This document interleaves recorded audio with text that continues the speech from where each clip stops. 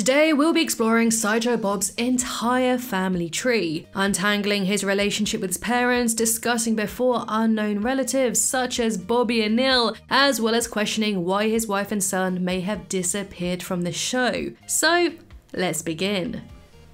Dr. Robert Terwilliger Sr. and Dame Judith Underdunk. Sadly, Bob's parents' sole appearance in the show provided only a vague background to the Terwilliger family. Dr. Robert Terwilliger Sr. was undoubtedly a respected physician, sharing the same hoity-toity sense of superiority that his sons have, while his wife Judith Underdunk is a Shakespearean actress who even received a knighthood for her services in the performing arts. She's the greatest classical actress of her generation. And together, they raised two sons, Robert Jr. and Cecil, and while they both inherited their father's gigantic feet, Sideshow Bob had his mother to thank for his iconic palm tree hair and flair for the dramatics. We are sober men and true, and attentive to our duty. In the episode Funeral for a Fiend, Sideshow Bob was once again arrested for attempting to murder the Simpsons family, only this time his parents attended the trial. Sideshow Bob is of course voiced by the talented Kelsey Grammer. Guilty as charged. And the show only continued its tradition of reuniting him with his on-screen family in Frasier through the means of John Mahoney, who was brought in to voice Robert Sr., who testified in his son's defense in claiming that Bob suffered dementia after many years of torment in the hands of Bart. But the apple doesn't seem to fall far from the tree, as he and Judith claim that Bob had a congenital heart defect, and when Bart threw away his phony medicine, Robert Sr. injected his son with a drug to fake his death. So, what would cause a respected physician and a celebrated actress to turn evil and attempt to incinerate a child inside a funeral parlor? Well, the episode doesn't really explain, and with them both serving 87 years in prison, their actions could remain a Simpsons mystery forever. Now, don't get me wrong, it was entirely fitting for John Mahoney to play Sideshow Bob's dad, but I feel there was a missed opportunity with his character. He was just too similar to his children to properly stand out, and much of Frasier's comedy revolved around Martin Crane being the complete opposite to his pompous sons, and his down-to-earth nature should have been parodied in The Simpsons, with Robert Sr. still delivering a villainous father role, but he is embarrassed by Bob and Cecil. Sadly, Mahoney's passing in 2018 means that the character has likely been retired, but there is still room for Judith's return. But I believe The Simpsons really missed a trick with her by not casting another Frasier star. Jane Leeves already cameoed as Abe's former British fling Edwina, but she could have pulled a double duty as Bob's mother too. Oh well. Sideshow Bob. Robert Underdunk Terwilliger Jr. is a man of many talents, but murder sadly isn't one of them. Attempted murder. Now honestly, what is that? Do they give a Nobel Prize for attempted chemistry, do they? A self-proclaimed genius with a love for the finer things in life, Sideshow Bob grew tired of being belittled as Krusty the Clown's sidekick, and framed him for armed robbery to take over his show.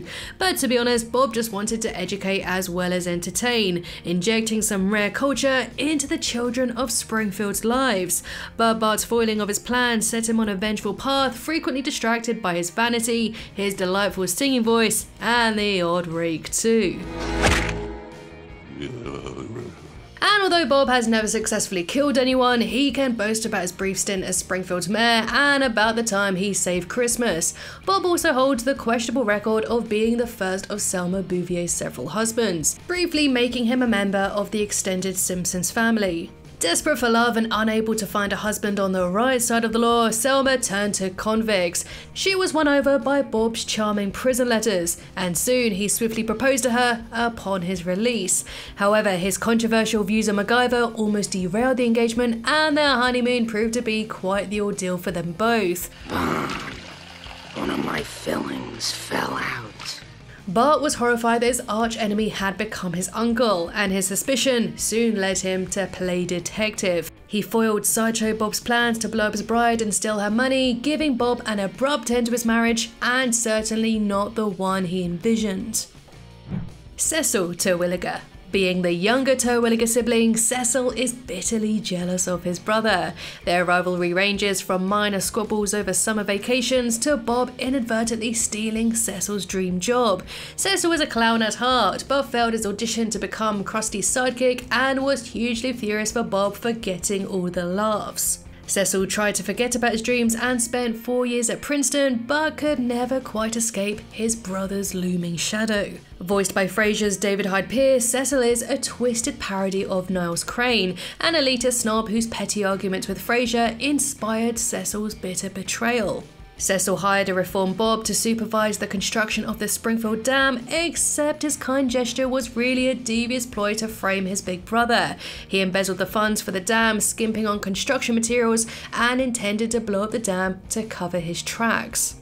It seems that Cecil's cunning plan suggests that he is the real mastermind of the Terwilliger family, but he didn't count on Bart and Lisa's intervention to stop him.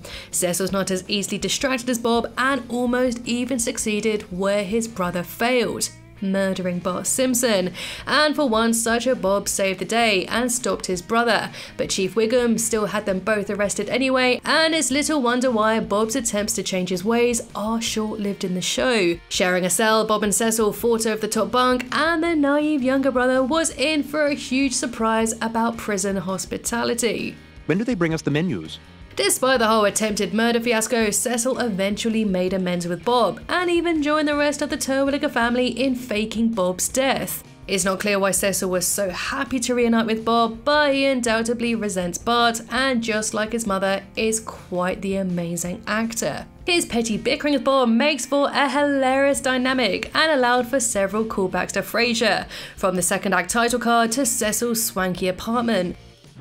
Bobby Terwilliger. Sideshow Bob is yet to receive any confirmed cousins on the show, but Simpsons comics did introduce his non-canon British relative, Sideshow Bobby. When Bart boarded the wrong plane on vacation and wound up in Springshire, England, he ran afoul of police officer Bobby Terwilliger.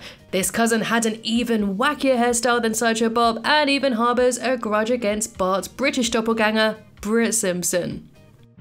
Neil Terwilliger. Another non-canon relative appeared in the comics in the form of Neil Terwilliger, Sideshow Bob's nephew and quite possibly Cecil's son. In the story, Neil was seen attending Springfield Elementary and was chased through the halls by men working for Krusty. It seems that Neil won Krusty's croissant contest, but was later deemed ineligible as he was the relative of a former employee. It's unclear if Neil will ever appear on the show, but who knows? He could just strike up an unlikely friendship with Bart, making him the one true black sheep of the Terwilliger family.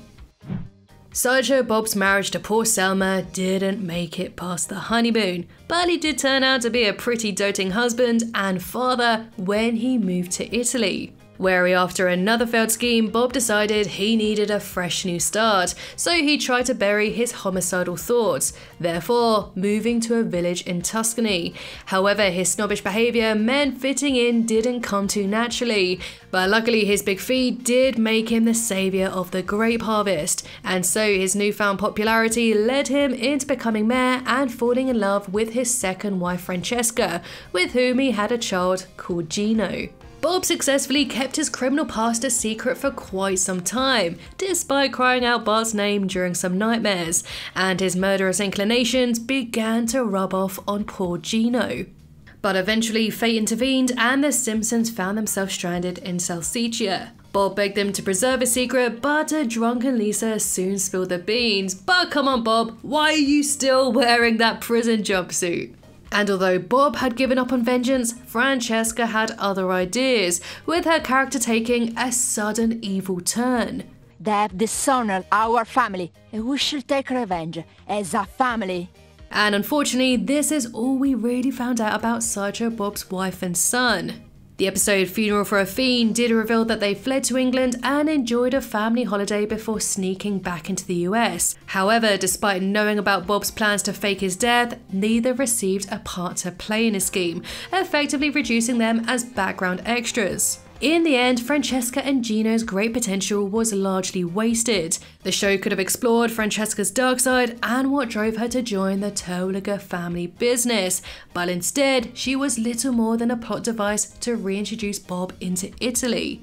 But interestingly, Francesca did appear briefly as part of the audience attending Marge's musical about Jebediah Springfield, but her son Gino was nowhere to be seen, and it seems that Sideshow Bob has completely moved on from them.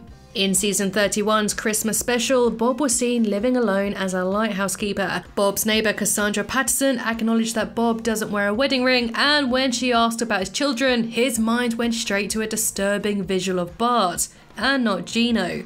Cassandra is aware of his evil past, but she doesn't care. She still wants to be with him. Bob never mentioned Francesca, so it's likely the pair divorced in the past, and unfortunately this implies The Simpsons has no plans for her moving forward, ignoring what could have been a very compelling family dynamic.